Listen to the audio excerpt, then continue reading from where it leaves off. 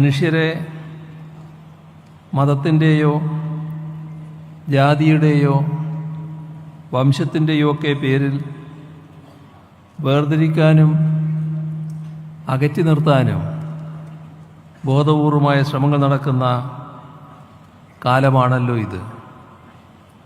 ആ പശ്ചാത്തലത്തിലാണ് ഇതിന് വർദ്ധിച്ച സാമൂഹ്യ പ്രസക്തി ഉണ്ടാവുന്നത്.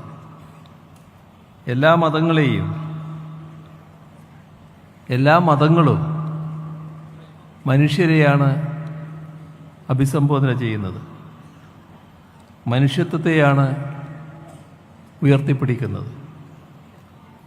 എന്നാൽ മത തത്വസംഹിതകളെ ദുർവ്യാഖ്യാനം ചെയ്തുകൊണ്ട് ചിലർ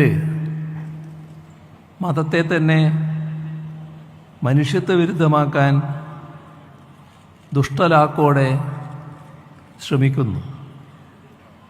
ഇത്തരമൊരു ഘട്ടത്തിൽ മതം പറയുന്നതിൻ്റെ സത്യാത്മക വശങ്ങളെ വിശദീകരിച്ച് ജനങ്ങളെ ബോധവൽക്കരിക്കാൻ 90 കടന്ന പ്രായത്തിലും ഈ വലിയ മനുഷ്യൻ ജനങ്ങളിലേക്ക് ഇറങ്ങുന്നു എന്നത്